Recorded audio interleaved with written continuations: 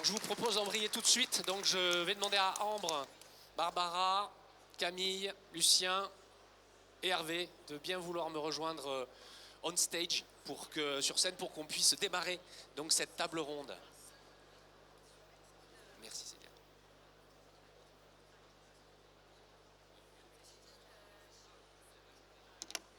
Allez-y, prenez place. J'ai pas numéroté les sièges. Installez-vous où vous voulez. Voilà. Moi, je vais rester debout, Hervé, je t'en prie.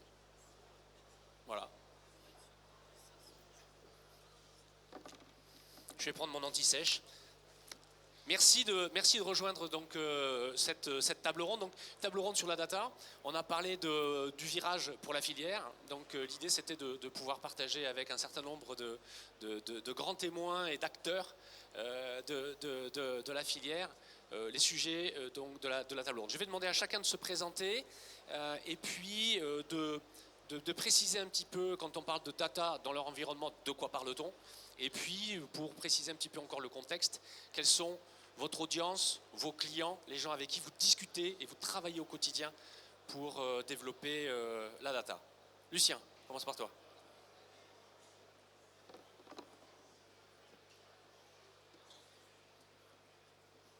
Bonjour à tous, donc Lucien Pitiot, je suis responsable du service projet logistique dans une PME familiale qui s'appelle Gamba et Rota.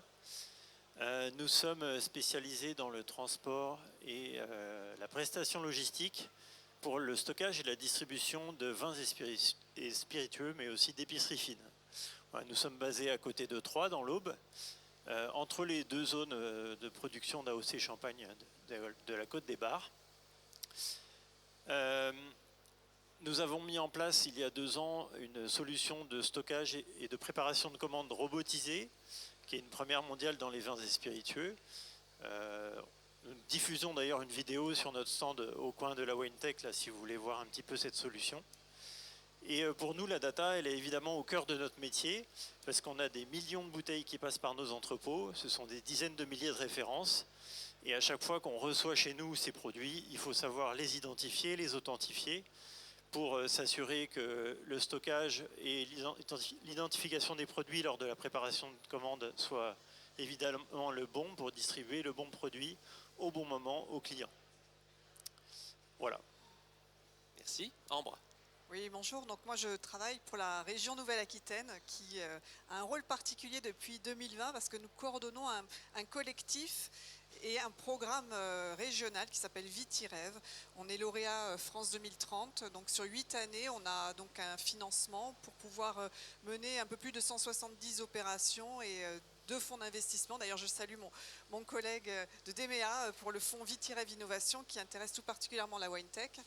Et à quoi sert ce programme? Donc, en 2020, l'ensemble des acteurs, donc les interprofessions de la région Nouvelle-Aquitaine. Donc nous, on a la chance d'avoir un territoire qui est la plus grande région de France et aussi on a plus de 64 AOC, 11 IGP. Donc on va de Irouléguy jusqu'à Saumur et Anjou. Et les 2 plus gros vignobles que vous connaissez évidemment, c'est Bordeaux et Cognac.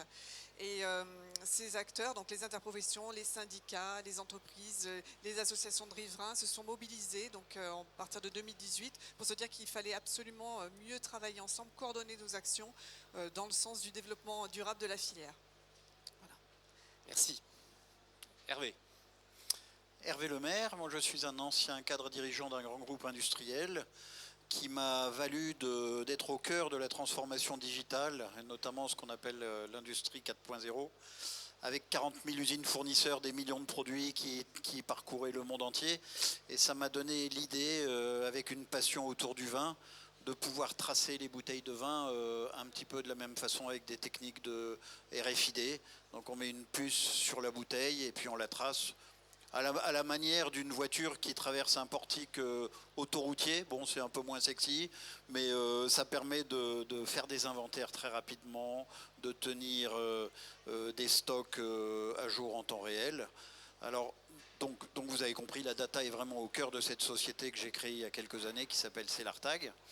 Et mes clients, ce sont des particuliers qui ont des belles caves de vin, mais ce sont aussi surtout des intermédiaires, les restaurants qui ont des grandes caves, les logisticiens, on cite Gamba et Rota, et puis des vignerons aussi. Donc voilà. Barbara. Merci, bonjour à tous. Alors moi c'est Barbara Iaziello. Je suis Community Engagement Leader de GS1. GS1 France, c'est qui GS1? C'est une organisation neutre, but non lucratif. Vous êtes peut-être adhérents chez nous. GS1 c'est connu pour le code barre, mais pas seulement. Quand on parle de données chez GS1, ça fait plus de 50 ans que GS1 travaille pour échanger la donnée produit dans tous les différentes filières. En France, on a plus de 10 000 adhérents de la filière vin. On identifie un produit, on lit les données de ce produit pour, pour la gestion logistique, pour le passage en caisse, pour la traçabilité du produit. Et mon rôle au sein de GS1, c'est vraiment être en contact avec tous les différentes parties prenantes de la filière, donc tous les metteurs à marché, cavistes, producteurs, les offreurs de solutions, et aussi les organisations professionnelles pour comprendre les besoins et aider à répondre à ces besoins réglementaires, business, avec les standards pour partager une donnée qui est, comme on dit, standardisée, donc fiable. Merci Camille. Bonjour à tous, donc je m'appelle Camille, je suis cofondatrice et directrice marketing de Champagne EPC. Donc on a lancé EPC il y a 5 ans maintenant. Et du coup, vraiment, notre vision, c'est de regarder la chaîne de valeur du champagne, d'identifier les points de douleur et d'apporter quelque chose de différent. Et parmi ces points de douleur, il y avait l'utilisation encore très faible de la data. Et nous, du coup, on a voulu justement l'utiliser dès le départ, dès le début du projet, pour 2 utilisations essentielles. La première, c'est la connaissance de nos clients. Ça nous permet vraiment d'avoir une très bonne connaissance de nos clients et également sur tout ce qui est optimisation de tâches à faible valeur ajoutée ou répétitives qui sont notamment la prise de commande. On a vraiment tout automatisé grâce à la data, ce qui nous a permis de gagner énormément de temps sur ce point-là. Donc vraiment, voilà, sur la connaissance client et la partie prise de commande qui sont vraiment les deux points sur lesquels on traite beaucoup de data chez Champagne EPC. Merci Camille, et puis je vois que tu es un peu le Saint-Bernard de la table ronde, on te remercie. Si jamais il y a une petite défaillance dans la salle. Je ne me déplace jamais sans ma bouteille. D'accord, très bien. Donc je vous propose que merci de cette présentation, de ce cadre, d'avoir posé un peu le cadre. Première partie, on va parler des enjeux, des opportunités, hein, c'est un des points évidemment majeurs pour les bénéfices de l'utilisation de la data dans la filière.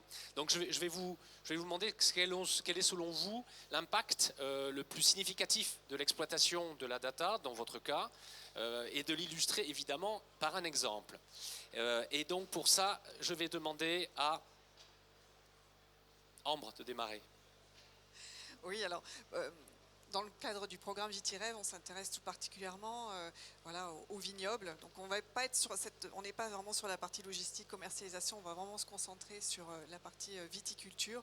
Et le plus grand défi aujourd'hui pour la filière, ça va être d'être beaucoup plus agile, de pouvoir muter plus rapidement. Or on sait bien planter un nouveau vignoble, remplacer ses ceps. Après il faut attendre plusieurs années avant de pouvoir cultiver. Donc il ne faut pas se tromper. Il y a toujours cette crainte aussi, est-ce que je vais me tromper? Donc pour nous, à notre sens, vraiment la donnée serait vraiment très intéressante si elle était mieux collectée et partagée. Ça c'est très important.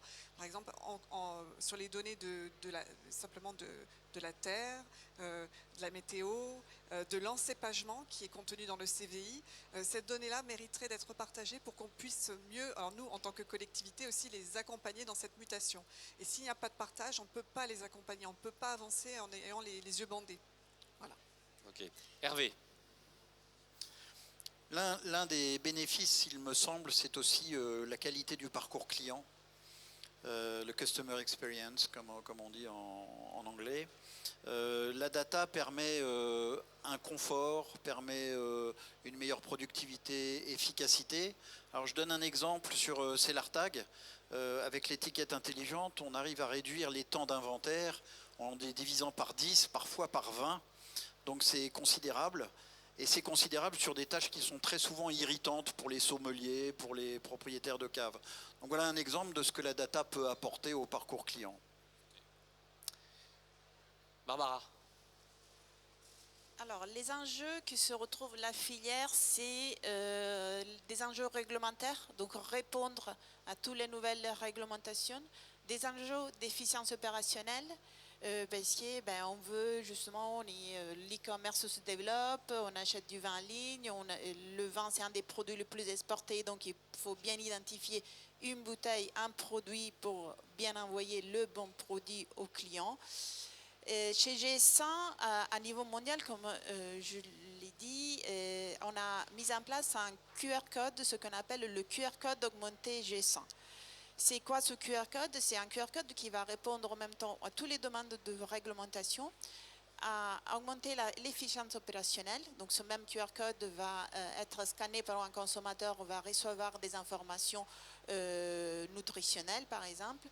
Avec le passage en caisse, on recevra l'information prix, donc tout l'aspect opérationnel, mais aussi on a en face un troisième enjeu, c'est un consommateur qui veut connaître de plus en plus des informations sur la provenance du produit, donc la traçabilité, les pratiques, donc ces trois enjeux: répondre à la réglementation, augmenter l'efficience opérationnelle et répondre à les attentes d'un consommateur qui veut plus en plus de données sur le produit qu'il achète.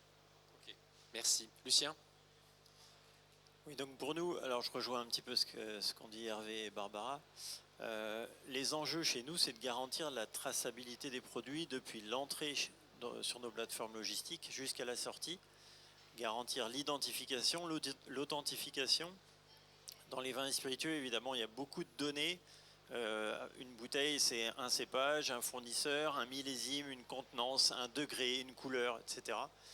Donc, nous, les enjeux, c'est d'identifier plus facilement dès l'entrée de la marchandise dans nos entrepôts, via des QR codes, via du RFID, pour fluidifier en fait toutes les étapes. C'est-à-dire que il faut garantir que le produit qui est rentré chez nous, c'est le bon, mais en plus, il ne faut pas passer 3 heures pour identifier chaque produit.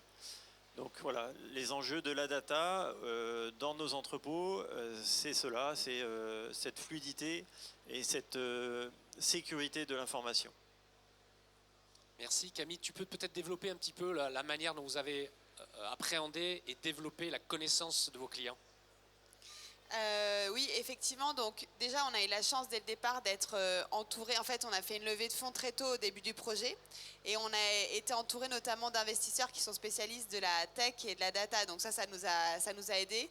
Et en fait, sur la partie connaissance client, nous, on a du coup, accumulé de la data depuis la création de l'entreprise, donc il y a 5 ans, et ça nous permet en fait d'identifier des personas types de clients, des typologies de clients, ça peut être selon leur segment d'entreprise, parce que nous, on utilise beaucoup la data, notamment pour tout ce qui est business en entreprise, pour les cadeaux d'affaires, pour les événements, voilà, par exemple, sur tous nos clients, mais notamment ceux-là. Et donc, ça va permettre d'identifier des personas en fonction de leur driver d'achat, de ce qui les intéresse particulièrement, ces Champagne EPC, aussi en fonction de leur segment d'entreprise. Voilà, il y a une accumulation de critères pour identifier des différents personas.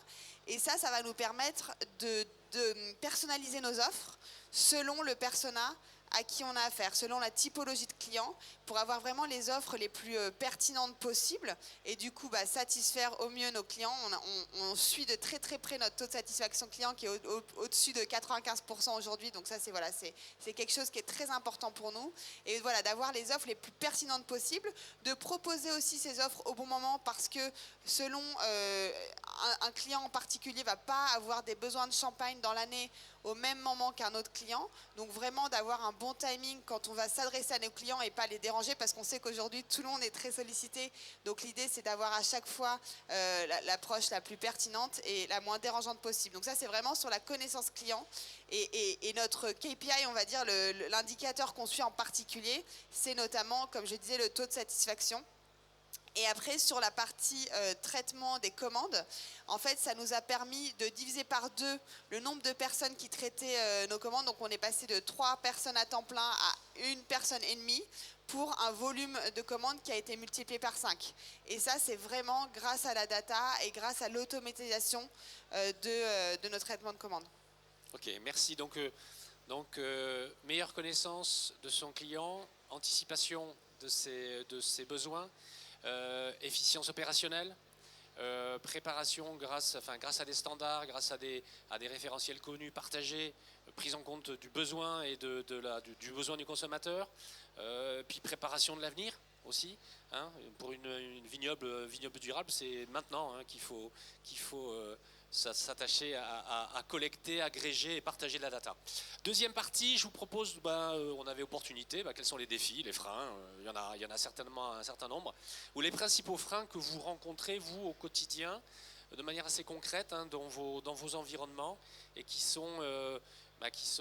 empêchent peut-être d'aller aussi vite qu'on voudrait. Barbara, je n'avais pas prévu de démarrer par toi, mais je fais voir si vous regardez de la dynamique. Alors, les freins qu'on voit, une multitude d'acteurs dans la filière avec des niveaux de digitalisation assez différents. Aussi, la taille on peut partir de très grandes maisons où là, la digitalisation dans le loin, ils sont très avancés, ou des plus petites exploitations, des domaines familiales, où on fait tout, on fait la taille de la vigne, on gère l'administratif, donc voilà, la digitalisation de la data, collecter cette data et après la partager, ça a quand même beaucoup d'investissements. Donc un des défis, c'est le niveau de maturité. Après, c'est aussi une opportunité parce qu'on l'a dit, et c'est, je pense, à nous tous, des organisations comme GS1 ou la Wintech ou tous les offreurs de solutions, de montrer des cas d'exemple en disant que ça prend un peu de temps à mettre en place, mais avec une donnée qui est structurée. Nous, chez GS1, c'est quoi la donnée structurée? On travaille tous ensemble pour comprendre de quelles données on a besoin, quelles données le marché demande pour vendre, pour partager l'information réglementaire. Donc, une fois que la donnée est bien structurée, il faut éduquer les différents acteurs à mettre cette donnée, la mettre à disposition sur une base de données. Donc voilà, c'est un peu le défi. Donc avec des cas d'usage, des cas, comme on fait GG100, on essaie de trouver des cas d'exemple pour montrer à toutes, voilà, c'est possible. Ça, au début, ça prend un peu de temps, mais une fois qu'on est rodé, c'est plus facile. Merci, Lucien. Alors justement, en fait, je rejoins Barbara. En fait, les freins qu'on trouve actuellement au niveau de la data, c'est ce manque de standardisation. Chez nous, un petit exemple, on a plus d'une quarantaine de clients qui sont des distributeurs, des e-commerçants, des producteurs, des cavistes, et ils ont tous leur base de données et ils ont tous leur façon d'encoder leurs produits, de donner une désignation. Qui, chez nous, pour un même produit, on peut avoir jusqu'à 4 codifications, 4 désignations différentes, plus ou moins précises. Donc, c'est pour ça aussi qu'on fait partie du groupe de GS1 sur la digitalisation dans le monde des vins et spiritueux. C'est pour encourager la filière, encourager les producteurs à adhérer à ce programme et à standardiser et à sécuriser les informations des produits des produits qu'ils émettent pour que ce soit standardisé dans la filière. Ambre ? Oui, alors dans le cadre de VitiRev, on a créé une base qui s'appelle Vitidata. Alors Vitidata, c'est à la fois un référencement de toutes les bases de données viticoles qui sont à la disposition des professionnels, mais c'est aussi, on a mis en place, on essaie en tout cas de mettre en place une visionneuse des démarches environnementales. Là, on sait que le principal blocage, c'est de ne pas pouvoir avoir accès à la base de données du CVI, j'en ai déjà parlé précédemment. Et ça, en termes de CVI, il faut peut-être que tu précises, peut-être. C'est le casier viticole informatisé, c'est une super base de données des viticulteurs qui est détenue par les douanes et à laquelle on n'a pas accès, et ce n'est pas la faute des douanes, voilà, il faut bien le dire, c'est pas la faute de l'administration. Et ça, en termes de simplification et vraiment de réactivité, ça mériterait que les interprofessions se posent plus de questions sur jusqu'où elles pourraient quand même laisser l'accès au moins à ces données-là. pour leur propre développement. Et après, je dirais que voilà, dans le cadre aussi de Vitidata, on développe des applications. Donc il y a notamment l'application qui s'appelle DevOps, qui est un outil qui permet aux viticulteurs de renseigner a posteriori ces traitements et de voir comment ils se situent par rapport donc à l'ensemble de l'appellation des autres viticulteurs d'aujourd'hui et de s'améliorer. Mais c'est aussi un outil pour lui, ça lui permet de voir où est-ce qu'il en est aussi de sa consommation de produits phyto et de pouvoir ajuster en fonction des quantités, etc. Donc ça c'est particulièrement apprécié. Pour vous dire, voilà, donc pour vous dire que le verre n'est pas, soit on le voit à moitié plein, soit on le voit à moitié vide. Il y a des défis certes, mais voilà, les viticulteurs quand même sont aussi conscients. On voit, on a 200 000 hectares en Nouvelle-Aquitaine, à peu près 10 000 viticulteurs. Et aujourd'hui, avec cet outil DevOps, dont je suis sûre que vous n'avez jamais entendu parler, on a quand même réussi aujourd'hui, en moins de 2 ans, à couvrir 20 000 hectares et 800 vignerons. Donc, et sans marketing, sans service marketing. Donc je me dis, il y a quand même de l'espoir. Voilà, et je dirais que pour cela, et ça c'est l'expérience de DevOps, il faut que l'outil soit absolument d'une simplicité enfantine. Il faut que ça soit aussi simple qu'un smartphone. Il faut que les outils soient interopérables. Ça c'est hyper important. Voilà. Message pour la WineTech, hein. Des solutions faciles à utiliser, oui, opérables, qu'on peut mettre en œuvre rapidement. Qu'un enfant de 12 ans pourrait actionner, voilà, c'est ça. Okay, 12 ans, d'accord. La limite, c'est 12 ans. Et il ne faut pas que ça nécessite de formation, parce que les viticulteurs, comme vous l'avez très bien dit, n'ont pas de temps pour ça. N'ont pas de temps. Merci. Camille. Donc nous, les défis, c'est plutôt un défi, je dirais, de temps. J'ai pas précisé, mais en fait, toute notre interface, en fait, on l'a développée en interne de zéro. Donc c'est vraiment un outil qui est propriétaire. D'ailleurs, on nous demande souvent si c'est à vendre. La réponse est non. Mais en tout cas, on est pas mal courtisé là-dessus. Mais en fait, nous, c'est plutôt, on est moins d'une vingtaine aujourd'hui dans l'entreprise. Et du coup, faut plutôt choisir nos différentes priorités. La data, en fait, ce qui est assez, je trouve, hyper intéressant, c'est que quand on commence à exploiter la data, finalement, c'est sans fin, puisqu'en fait, une data en amène une autre, qui en amène une autre, etc. Et donc, en fait, ce qu'on peut faire est finalement illimité. En tout cas, il y a d'énormes chantiers pour optimiser encore notre outil et aller encore plus loin par rapport à nos objectifs de connaissance client et d'optimisation, notamment de la partie logistique. Mais notre défi, c'est tout simplement le temps et les ressources qui restent limitées pour notre entreprise pour aller encore plus loin et plus vite, je dirais. Ok, merci. Hervé, peut-être pour conclure juste sur le temps, il y a récemment des études qui ont été faites par la communauté de communes de Montesquieu en Nouvelle-Aquitaine, où ils ont passé en revue ils sont allés interviewer 60 vignerons pour comprendre leur démarche d'innovation et les freins qu'il y avait à l'innovation. Le frein principal, c'est le temps, effectivement. C'est que le vigneron, il n'a pas beaucoup de temps en bout de chaîne. Et d'où cette adoption lente, donc trouver des solutions pour que ça aille plus vite. Hervé, tu as peut-être des solutions pour aller plus vite? Alors déjà, ce qu'on rencontre sur l'évolution de la transformation digitale dans le monde viticole est assez semblable à celle qu'on trouvait sur le monde industriel. Simplement, dans l'industrie, on a un petit peu plus d'avance parce que ça fait 20 ans que les entreprises y travaillent. Un point, un défi, une contrainte, c'est le coût. Généralement, on doit engager un coût avant d'en avoir les bénéfices. Et ces bénéfices-là, on n'en a pas encore l'habitude. Donc, c'est une difficulté. C'est une difficulté. Alors, comment on la contourne ? Souvent, faire un pilote avec un client, c'est intéressant, parce qu'une fois que le pilote est fait, le client ne peut plus revenir en arrière quand il voit les bénéfices de la data. Donc, ce qu'on appelle en anglais les proof of concept, et c'est des choses sur lesquelles on réfléchit d'ailleurs avec Lucien. Voilà, donc je dirais en numéro 1 c'est le coût, mais le coût ça va aussi avec le temps, donc finalement on est très alignés là-dessus. Donc le coût, l'adoption, le partage, hein, ou l'accélération du partage. Donc il y a des plateformes, hein, il y a des initiatives, il y a des plateformes.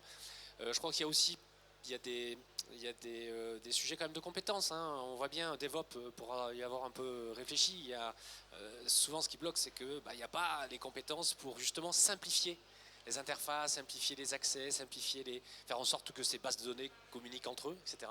Donc il y a quand même aussi un sujet de formation et de compétences à développer dans la filière. Merci. Troisième partie, je vous propose qu'on se projette un petit peu, hein, dans l'avenir et qu'on regarde un petit peu à la fois quelles sont les perspectives que vous voyez à une utilisation peut-être plus massive, plus importante de la data, et avec un petit clin d'œil peut-être à la WineTech, clin d'œil en disant quelles sont les attentes vis-à-vis des sociétés, des startups de la WineTech ou globalement de cet écosystème-là, en quoi il peut permettre d'aller plus vite, d'accélérer, de lever un certain nombre de freins. Barbara, on va commencer par toi. Alors, en quoi la WineTech peut aider? Comme je l'ai dit, GS1 travaille avec tous les acteurs pour mettre à place ces standards. Mais après, c'est aux offreurs de solutions, donc à tous les membres de la WineTech, d'aider leurs clients à utiliser ces standards. Et on le sait, un standard, c'est un standard si tout le monde l'utilise. Donc voilà, on a un défi, la filière maintenant elle a le défi, répondre à une réglementation, c'est l'affichage des valeurs nutritionnelles, à savoir que c'est la première filière de l'agroalimentaire où la digitalisation des informations réglementaires est permise.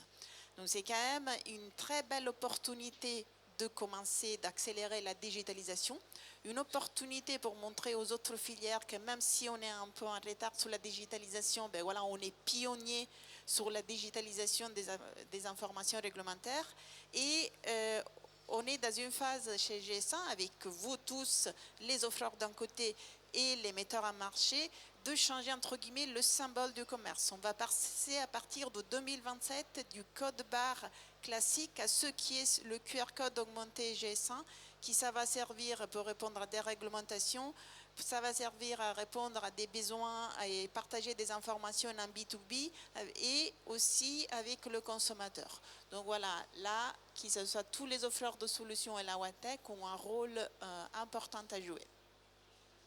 Merci. Lucien. Alors, les perspectives, on en a parlé déjà d'interopérabilité. C'est pour garantir les échanges, les automatiser de manière sécurisée. Donc, en fait, l'objectif, c'est de partager ces données. Chez Gamba et Rota, on a investi dans des entrepôts qui sont sous température dirigée, hygrométrie contrôlée. Donc, on se doit de partager ces informations-là. Le but, c'est que le consommateur, quand il va ouvrir sa bouteille, il connaisse toutes les informations du producteur, du cépage, de l'origine, mais il connaisse aussi tout le parcours de sa bouteille avant de l'ouvrir. Donc, nous qui faisons partie de cette filière, qui investissons, qui agissons pour garantir ces bonnes conditions de stockage, de sécurité, on doit partager ces données-là, et c'est tout l'enjeu actuel. Hervé ? Eh bien, en fait, le monde du vin, c'est une chaîne de valeur qui va du producteur jusqu'au consommateur, en passant par les logisticiens, en passant par les restaurants, en passant par toute une série d'acteurs qui, finalement, partagent les mêmes données la plupart du temps. Donc, j'ai un rêve. Je ne sais pas si l'expression a déjà été utilisée, mais... Je crois, oui. Oui, alors peut-être pas en français. C'est que finalement, l'origine de la data vienne du producteur. L'origine de la chaîne de valeur, lorsque le producteur va intégrer les datas dans son produit, elles accompagneront le produit jusqu'à la consommation.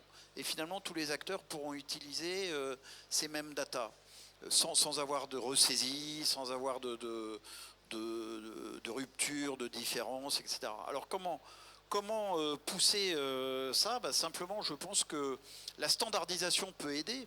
Et on en a un bon exemple, d'ailleurs, dans ma bouteille à côté de nous. La gestion des données nutritionnelles, c'est quelque chose qui maintenant est obligatoire au niveau du producteur. Ça peut être l'origine de cette gestion des données à travers simplement une décision de standardisation.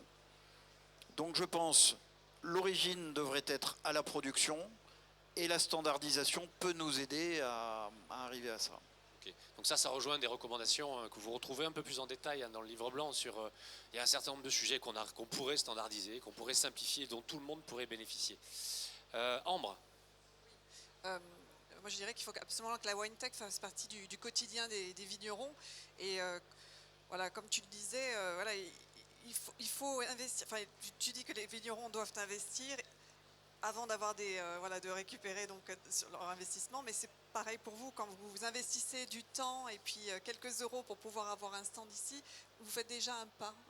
Et voilà, on le voit, il y a quelques années, vous aviez juste une table avec 2 tréteaux, et maintenant vous avez un bel espace de 500 mètres carrés. Il faut continuer. Nous, c'est ce qu'on fait aussi dans Vitirêve. On aide par exemple à Vinitex IFEL à ce qu'il y ait un salon, un espace pour les startups internationales. Voilà, il faut continuer à occuper cet espace, que vous fassiez partie du quotidien des vignerons. Et on a une deuxième action qui nous semble intéressante et qui pourrait être répétée, il me semble, dans d'autres territoires. C'est qu'on s'est dit, voilà, les régions et les pouvoirs publics ont beaucoup aidé et continuent à aider quand même les entreprises de la wine tech et les entreprises innovantes de manière générale. Mais on n'a pas pensé à aider aussi les vignerons pour qu'ils puissent, voilà, franchir, quand ils se doutent un petit peu, quand ils disent est-ce que je peux me permettre cette innovation, est-ce qu'elle va vraiment répondre à mon besoin, est-ce que je vais savoir m'en servir. Eh bien, nous, on a lancé un appel à projet qui s'appelle Vititech et on aide le vigneron à franchir ce pas. Sur 1 ou 2 saisons, il dit allez-y, on va vous aider à louer, à essayer cette solution pendant 1 ou 2 années. Et voilà, si au bout de 2 ans, voilà, votre bilan technico-économique est bon, ben, vous pourrez continuer dans cette voie-là. Ça, ouais, ça, vous le verrez peut-être plus en détail dans le livre blanc. Ça, c'est une initiative qui me semble extrêmement intéressante. Si d'autres régions présentes dans la salle, si elles nous écoutent, je pense que c'est quelque chose qu'on va dupliquer. Je dis pas que c'est effectivement des fonds, mais qui sont relativement modestes finalement en termes financiers et qui peuvent toucher une grande partie des populations et accélérer l'adoption. Camille, peut-être pour conclure sur ce point. Nous, on parlait donc de la connaissance client qui est clé pour nous sur la data. Et moi, ce que je te disais, c'est que la data, c'est ultra important. Je pense que vous l'aurez compris à travers ce qu'on a dit. Et nous, en tant qu'entreprise, en tant que jeune entreprise, on a fait le choix d'investir dès le départ du temps et de l'argent.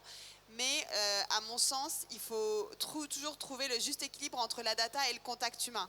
Parce que finalement, le vin, quand on est producteur de champagne, de vin, c'est avant tout un métier qui est très lié à l'humain, que ce soit nos clients ou le consommateur final. Et du coup, je trouve que c'est toujours important de garder en fait un juste équilibre entre la data et vraiment être au plus près du terrain pour avoir les retours terrain, et derrière, ce qui ne nous empêche pas de les agréger et de finalement, c'est de la data, de récolter de la data, mais pas juste se cantonner aux chiffres de ce qu'on peut voir sur son écran. Et voilà, donc nous, ce qu'on dit chez EPC, c'est notre avis ne vaut rien, seul celui des consommateurs compte. Donc moi, je fais souvent des études terrain, que ce soit dans le métro, que ce soit chez les clients, pour aller toujours rencontrer les consommateurs et puis leur parler et récolter de la data de cette façon. Okay, merci. Ça rejoint effectivement aussi une des recommandations, c'est quelle que soit la solution qu'on développe, qu'on mette sur le marché, c'est d'aller la tester, c'est aller la présenter, c'est en présenter les bénéfices et c'est la co-construire parfois aussi avec des acteurs. Merci à tous. Il nous reste quelques minutes, on peut peut-être prendre quelques questions dans la salle. On a la chance d'avoir quasiment toute la chaîne de valeur représentée ici. Est-ce qu'il y a un micro qui peut circuler, s'il vous plaît? Une question ici au 2e rang.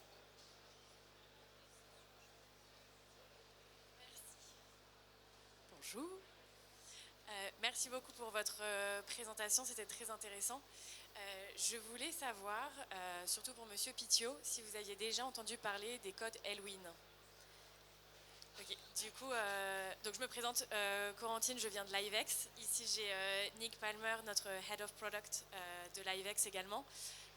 Et c'est l'un des fondateurs des codes Elwin, qui sont un peu comme l'ISBN pour le vin. Et c'est une standardisation, justement, qui va aider, qui a pour but en fait d'aider la filière à avoir un standard, un numéro standard, un code numérique standard, pour aider la communication entre tous les systèmes et entre tous les marchands. Et c'est vrai qu'il y en a beaucoup qui en utilisent aujourd'hui, donc nos membres, il y a WineSearcher aussi qui l'utilise, et peut-être que c'est quelque chose qui pourrait vous intéresser et vous aider dans votre démarche. Pourquoi pas, on peut se rencontrer après, mais ouais, c'est vrai qu'on travaille déjà avec tout ce qui est solution RFID, on a notamment avec Hervé et puis avec d'autres producteurs.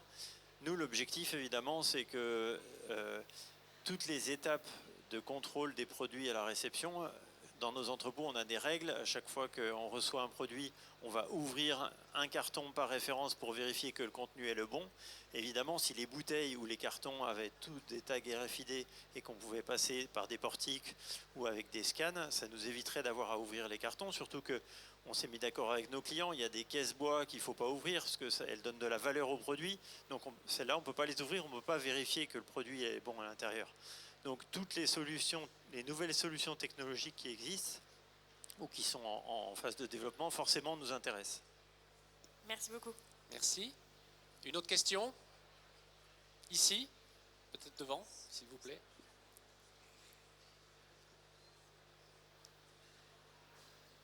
Bonjour. Difficile de ne pas évoquer l'intelligence artificielle au jour où finalement les débats s'ouvrent. Quelle sera la place de l'intelligence artificielle dans le domaine des vins et spiritueux? On est de toute façon, forcément, on évoque de la data, il n'y a pas de sujet, mais il faudra peut-être aussi pousser d'un pas supplémentaire pour intégrer effectivement cette IA dans cette filière qui est précieuse. Merci pour cette question. Je l'attendais, hein, je sais pas, je pensais que ça allait être la première, c'est la deuxième. Hervé, tu veux peut-être faire une réponse? Je pourrais compléter aussi. Oui, très rapidement, parce qu'en plus, ça a été l'occasion d'un challenge que Celartag a gagné contre toute attente l'année dernière.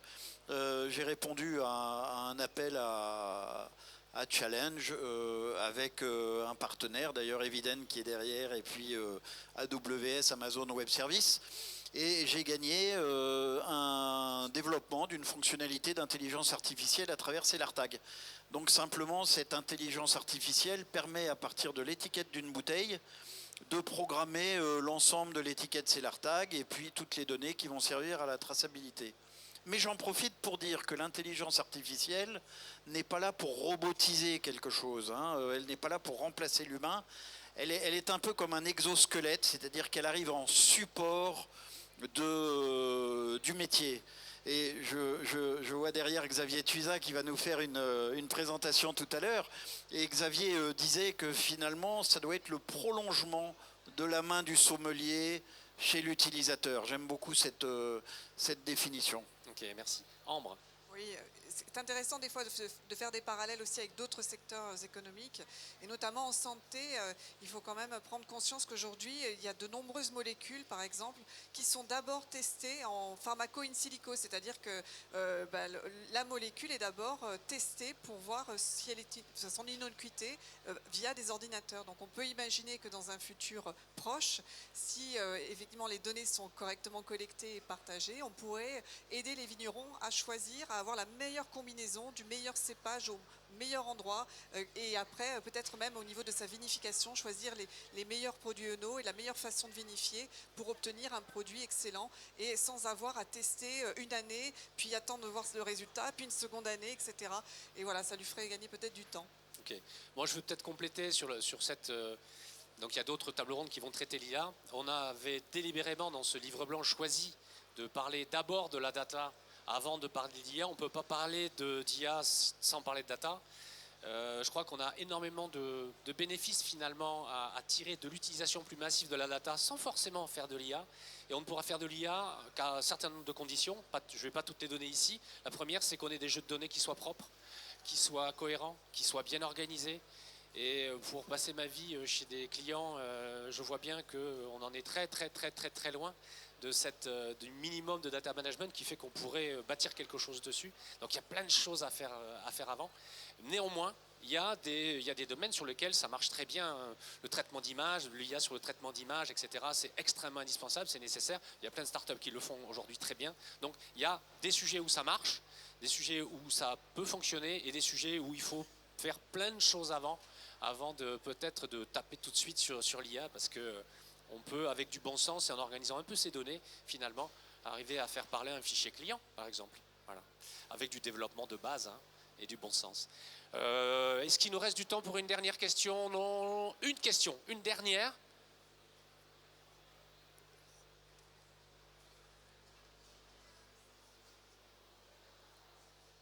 Bonjour, merci à tous pour vos présentations. Moi, j'avais une question plutôt sur l'outillage et sur comment, où vous stockez la data.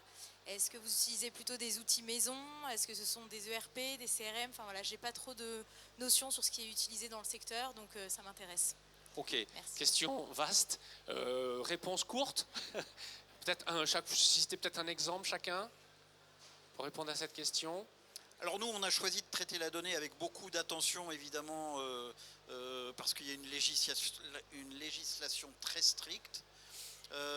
Nous stockons toutes les données clients sur des data centers qui sont obligatoirement basés en France, dont nous avons la maîtrise, avec l'utilisateur qui reste propriétaire de ces données.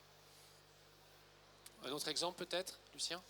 Alors nous, au niveau des data, en fait, on a beaucoup d'outils. Vous parliez d'outils pour gérer les data. Donc on a ce qu'on appelle un WMS pour gérer toute la partie stockage dans l'entrepôt. Mais en fait, on a investi dans ce qu'on appelle un ETL. Je ne sais pas si vous savez ce que c'est. Un Extract, Transform, Load. Voilà, ça nous permet en fait d'échanger toutes les données qu'on a dans notre WMS avec tous les systèmes avec qui on est connecté. Pourquoi? Parce qu'on est connecté avec quasiment plus de 95% de nos clients, que ce soit, alors maintenant c'est en API, hein, c'est là que c'est le plus facile, mais aussi comme on doit faire des déclarations douanières, c'est obligatoire, donc avec notre système de comptabilité matière, avec nos systèmes internes de robotisation, voilà.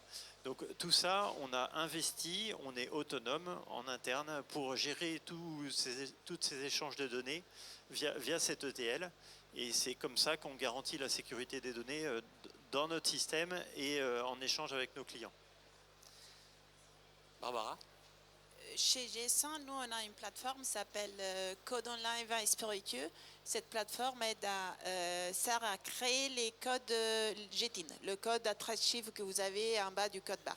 Donc, toutes ces données sont chez nous et vous créez votre fiche produit et avec des API, tous les différents opérateurs peuvent venir chercher cette donnée. Donc, c'est là un peu l'importance de créer une espèce de carte d'identité de votre produit et comme ça tous les autres opérateurs peuvent venir recueillir la donnée. Et on a aussi à niveau mondial ce qu'on appelle le registre des GTIN. Ça veut dire que c'est une grosse base mondiale où vous pouvez rentrer le numéro à 13 chiffres et il vous donne l'authenticité de ce produit. Ça veut dire que ce n'est pas un produit c'est le vrai produit. Merci beaucoup. Non. Merci. Nous, on stocke tout en interne. Voilà. Ok. Merci. Donc, je pense qu'il y a plein d'autres éléments de réponse. Merci à tous les intervenants. Merci infiniment pour votre participation. Merci pour votre écoute. Et vous pouvez prolonger tout ce qui a été dit ici en lisant le livre blanc in extenso, parce qu'un certain nombre de personnes qui étaient autour de la table ont témoigné. Vous avez l'intégralité de leur entretien dans ce livre blanc, donc je ne peux que vous encourager à le télécharger. Merci de votre écoute et très bonne journée.